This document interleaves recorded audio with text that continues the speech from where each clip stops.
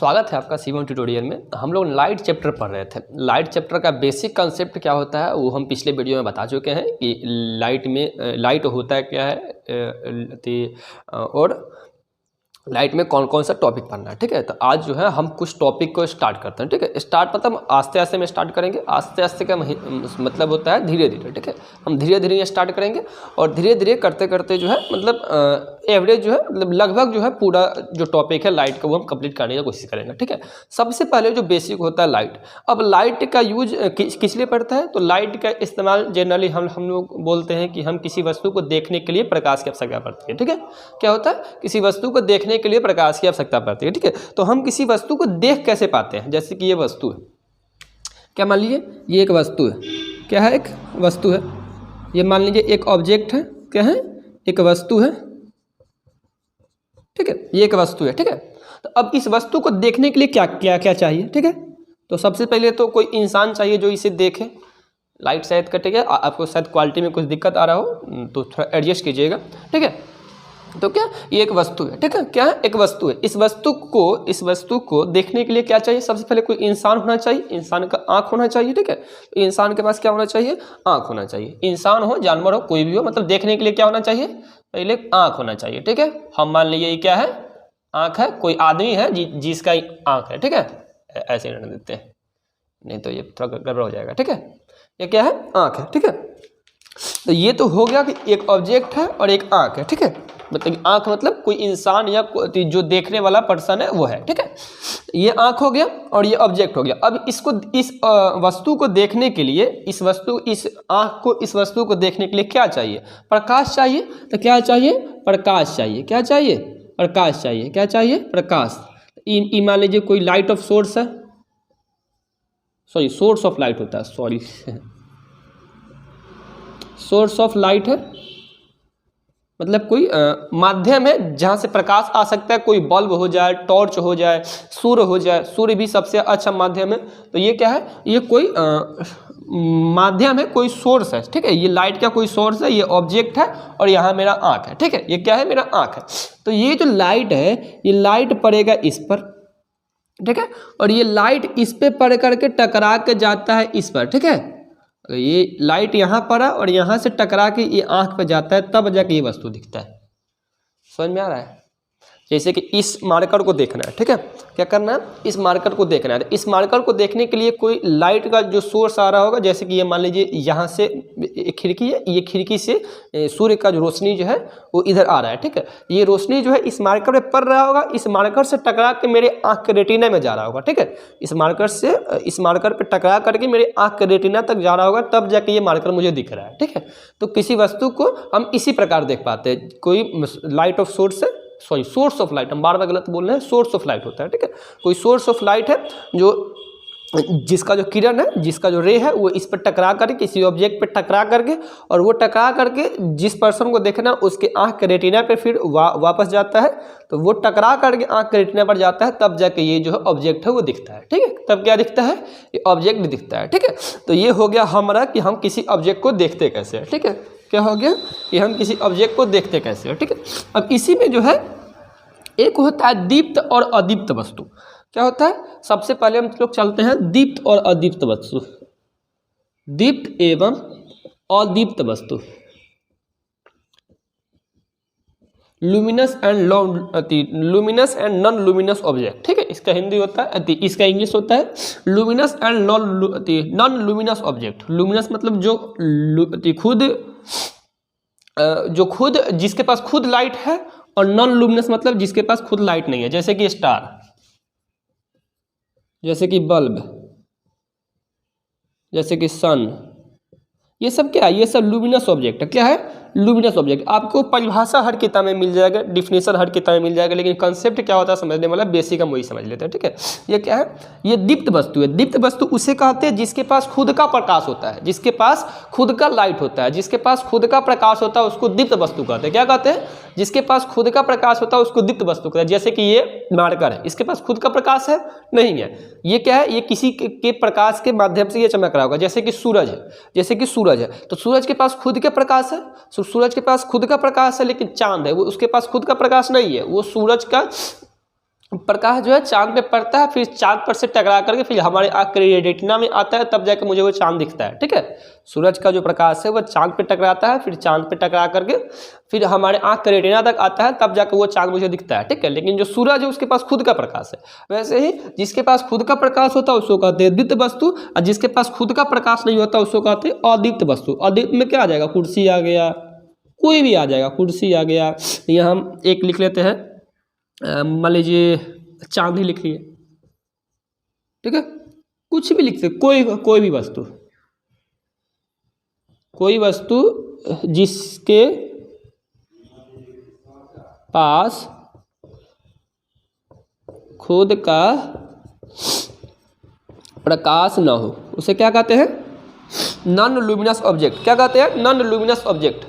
क्या कहते हैं उसको, नॉन लुमिनस ऑब्जेक्ट, हिंदी में अदीप्त वस्तु। ठीक है, ये हो गया हमारा दीप्त अदीप्त।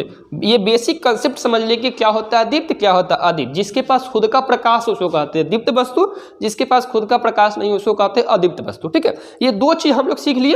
अब अभी हम दो टॉपिक जो क्लियर किए कि किसी वस्तु को देखने के लिए, मतलब किसी वस्तु को हम कैसे देख पाते हैं, और क्या होता है दीप्त वस्तु और क्या होता है अदीप्त वस्तु। ठीक है, तो अब देखिए उसी टॉपिक से हम इसको रिलेट करते हैं कि किसी वस्तु को हम कैसे देख पाते हैं। जैसे कि कोई दीप्त वस्तु जो है, कोई दीप्त वस्तु जिसके पास खुद का प्रकाश होता है, कोई दीप्त वस्तु का जो किरण है वो कोई अदीप्त वस्तु पे पड़ता है, तो उस अदीप्त वस्तु पे टकरा करके हमारे आँख के रेटिना तक आता है, तब जाकर वो अदीप्त वस्तु जो है मुझे दिखता है। ठीक है, तब जाकर वो अदीप्त वस्तु जो है मुझे दिखता है। ठीक है, ये समझ में आ गया, ये समझ में आ गया। ठीक है, अब आप बोलिए कि दीप्त वस्तु को देखने के लिए क्या चाहिए, मतलब जिसके पास खुद का लाइट है, जिसके पास खुद का लाइट है, अगर उसको हमको देखना है, उसका लाइट सीधे आएगा हमारे आँख के रेटिना पर, और फिर वो जहाँ तक अगर वो आ गया फिर टकरा के यहाँ पे जाएगा तो ये दिखेगा ही हमें। तो इसके बीच में मतलब कि कोई अगर नॉन लुमिनस ऑब्जेक्ट होता है उसको देखने के लिए लाइट की आवश्यकता होती है। ठीक है, लेकिन ये खुद लाइट है, तो इसको देखने के लिए क्या लाइट की आवश्यकता पड़ेगी, तो इसको तो देखने के लिए सीधे ये इसका रे जो है हमारे आँख के रेटिना तक जाएगा, मुझे वो दिख जाएगा। ठीक है, तो यही होता है लुमिनस ऑब्जेक्ट और नॉन लुमिनस ऑब्जेक्ट को देखने का तरीका। ठीक है, कि हमारा आँख जो है कैसे उसको देखता है। ठीक है, इसके बाद पढ़ लेते हैं हम लोग पारदर्शी, अपारदर्शी और पारभासी। क्या पढ़ लेते हैं, पारदर्शी एक होता है पारभासी, एक होता है अपारदर्शी।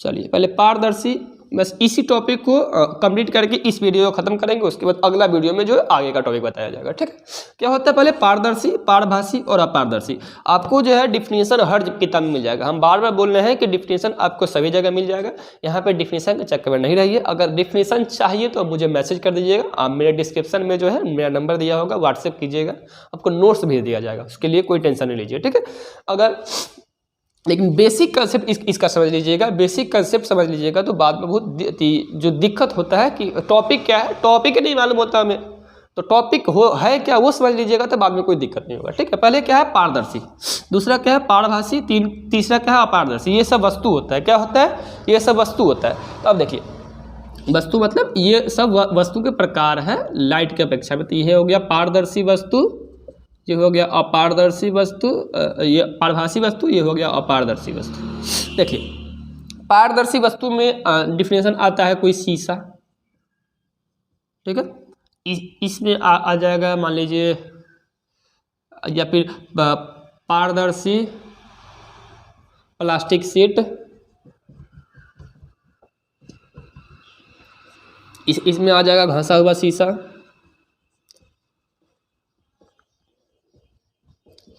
तेल लगा कागज,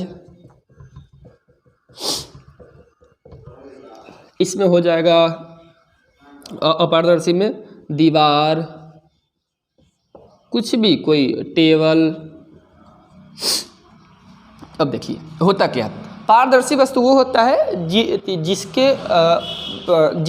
जिसके आर पार प्रकाश चला जाए, प्रकाश का जो किरण है और जिसके आर पार चला जाए, मतलब जिसके आर पार मुझे इस पार से उस पार कोई वस्तु बीच में है और इसके इस पार से उस पार मतलब मुझे दिख रहा है, कोई वस्तु बीच में है और उसके इस पार से उस पार मुझे दिख रहा है, तो वो वस्तु क्या होगा, पारदर्शी। क्या होगा, पारदर्शी। अब देखिए होता है दूसरा है पारभासी वस्तु। पारभासी वस्तु कोई वस्तु बीच में है मतलब कोई पारभासी वस्तु बीच में है और जिसके आर पार मुझे दिखे लेकिन धुंधला धुंधला दिखे, क्या दिखे, धुंधला धुंधला दिखे, वो क्या हो गया, पारभासी वस्तु। वो क्या होगा, पारभासी वस्तु। कोई वस्तु वो है और उसके आर पार देखने के लिए क्या दिख रहा है, वो धुंधला धुंधला दिख रहा है, तो वो क्या होगा, वो होगा पारभासी वस्तु। अब होता है अपारदर्शी वस्तु। अपारदर्शी वस्तु में जो है वो प्रकाश से किरण आर पार नहीं कर पाता है, तो वो जो है इसके आर पार की वस्तु मुझे नहीं दिखती है, ठीक है। इसके कोई वस्तु है, उसके आर पार की वस्तु जो है उसके उस पार जो क्या है वो मुझे दिखेगा नहीं। जैसे ये दीवार है, तो ये दीवार पूरा फिक्स है, जैसे कि ये बोर्ड है, ठीक है। ये बोर्ड क्या है, एक अपारदर्शी वस्तु, ये क्या है, अपारदर्शी वस्तु। इसके उस पार में क्या हो रहा है अगर मुझे मालूम चल रहा है, नहीं चल रहा है, तो इसके उस पार में क्या है मुझे पता चल रहा है, नहीं चल रहा है, तो ये क्या है, अपारदर्शी वस्तु है। इसके आर पार जो है प्रकाश की किरण नहीं जा पा रहा है, तो क्या हुआ, ये अपारदर्शी वस्तु हुआ। यही होता है पारदर्शी, पारभासी और अपारदर्शी, ठीक है।